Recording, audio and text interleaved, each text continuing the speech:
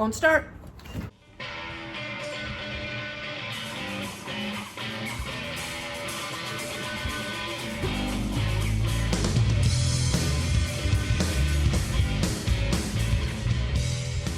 Hey y'all, thanks for tuning back into Chickanic. I hope everybody's having a great week. I got in a few units this week at the shop that have extremely common problems that you might see this spring, so I thought I'd go over them to help you save time, money, and frustration in the future and keep you out of the repair shop. Now, I know I have a ton of viewers out there who are very good at maintaining their equipment. They make sure to service it, change oil, check air filter, check their plugs. But you know what? I know I got a lot of viewers and customers out there that just don't. I mean, you guys are ride or die. It is either running or it's not and you're taking it to the repair shop. Now, I know about 75% of you out there with walk-behind mowers have this engine on your machine. And I'm going to tell you, if you don't take these steps right now before you start mowing, you're going to end up destroying your mower. So I wanted to bring you out here to some of the used walk-behind mowers that I'm selling and show you they all have Briggs and Stratton engines on them. And although they all look very different, a lot of the principles are exactly the same for each and every single one of them. Now, if you have an air filter with a primer bulb on the side, you have a sponge air filter, which you can see on all three of these different looking mowers. They all have pretty much the same carburetor, the same air filter assembly. Most everything is exactly the same on all three of these different engines. But then you might have one of these ones over here with no primer bulb. And they say on the side, no oil change, just check and add. Now, I already made a video on the Briggs and Stratton just check and add oil gate, okay, because it was the worst idea that they ever came up with. In a matter of a couple years, your oil starts getting bad and you have got to change it. If you want to see that video, I will leave a link right up above. But in that video, I showed you this. Briggs stood behind this so much that they even created a website for it, just checkandadd.com. Now, I'm sure that's for all the information you needed about your oil changes, or lack thereof. But guess what? They got rid of the website shortly after they created it. That doesn't give me much confidence. Now, because I know that they put these engines on 75% of all push mowers and probably 75% of the people that own these are going to be ride or die, I feel it is my obligation to remind you. You've got to service your mower, and if you don't, this is what happens. Which brings me to this mower right here, which has been thoroughly neglected. Okay. They put these air filters on all the ones that do not have the primer bulbs, and this was the poorest designed air filter I've ever seen. Every single one we get into the shop is caked to the max with oil and debris. I just think the area where the air is able to suck in is way too small. Here's a brand new one for reference. I mean, that's what it's supposed to look like, but every single one that comes in is black, tarred looking. Now, it is possible, depending on how dusty of a situation you're mowing, that you have to change this air filter out possibly multiple times a year, which is insane. Now, that is not what did this mower in. It was a lot worse than that. Of course, it has the no oil changes, just check and add, but I think the customer only read the top part because I don't think they ever put any oil in this thing. It was bone dry. We added oil to see if we could get it to start, but it's dead. D-E-D. Now, the customer said that he hit something and it never started again, but from the looks of the inside of this piston and cylinder, there is such bad scoring. I mean, those are some mega deep grooves in there. Lots of metal debris. This thing burnt up.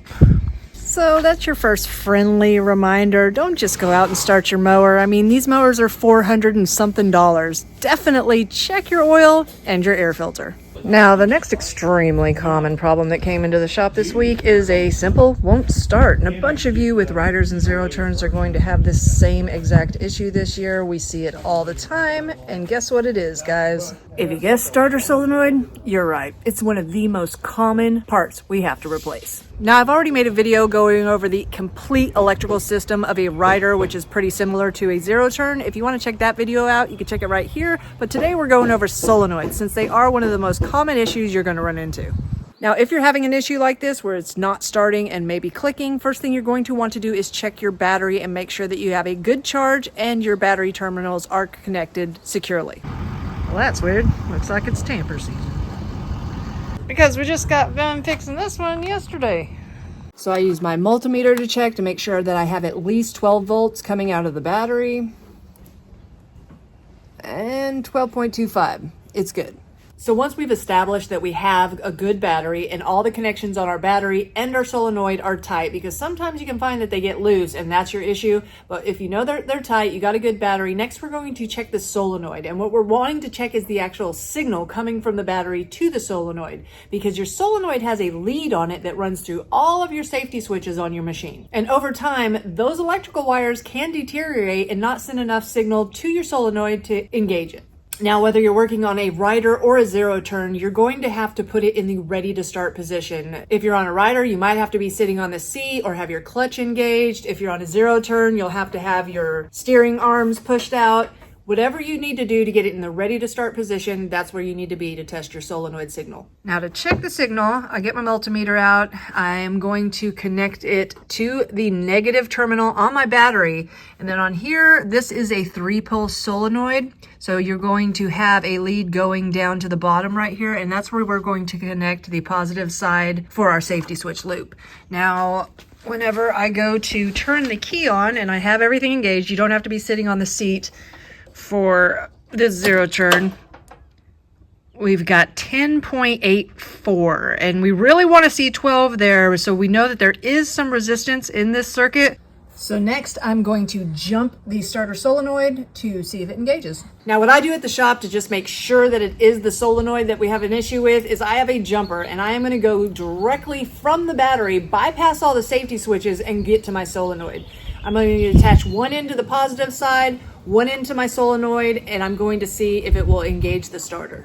So I've got one end on the positive of my starter. I got my other end here. I'm going to come down to the prong that is like the loop for all of my safety switches, and I'm just going to touch it. And if it engages the starter, we know that my solenoid is good. If it does not, we know for 100% that the solenoid is bad. Nope, still just clicking. All right, so you know you need a solenoid. You're either going to get online or go to your local repair shop, but which solenoid do you need? Because they make multiple different kinds. And although all of these will work with a little rigging, you really don't want to have to go that route because you can get one for about 10 bucks that fits perfectly. Now, they have the 3-post solenoid, like the one that's on the zero turn, which all these fit multiple units. They have a 4-post one. The difference between these is the 3-post grounds to the case. The 4-post has a positive and a negative, so it'll actually have a wire lead going to ground. Then they've also got another 4-post that goes on like the AYP and the John Deere, the Husqvarna stuff. And the only difference in it is still a 4-post, so it'll have that lead going to the ground. But it's got a little prong in it, and you can just use a regular universal 4-post. You just have to put a bolt in instead of having the little prong. Now, if you have a solenoid that is mounted to the side of your starter, these are a little bit more expensive and you're going to have to know either the part number off your starter or you're going to want your model number off your engine. That way you can get the correct one. So let's change this solenoid out. Now, we don't want to get shocked, so let's remove the negative terminal off of your battery. All right, once I've got the negative removed, I'm going to remove the positive cable and the starter cable from my solenoid. Then I can go ahead and remove my mounting bolts for the solenoid, and then I'll remove this wire going for my safety switches.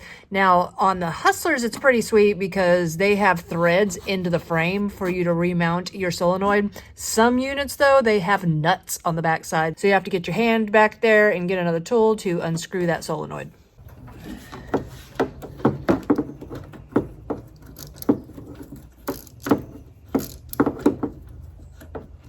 Now, many times when you buy a new solenoid, you're going to get one that's universal. And what that means, it's going to have prongs on it to where you can mount it either this way or on the bottom. Now, most of the time, you don't have to worry about it. It's still going to fit either way you put it on there. But on some of them, you might have to take some of the prongs off. It's not a big deal. Like this one, it uses this back bracket here. If we were to have to take the prongs off, I would just grab this prong, bend back and forth until I break it off. All right, I got everything put back the way it's supposed to be. Let's see if she starts.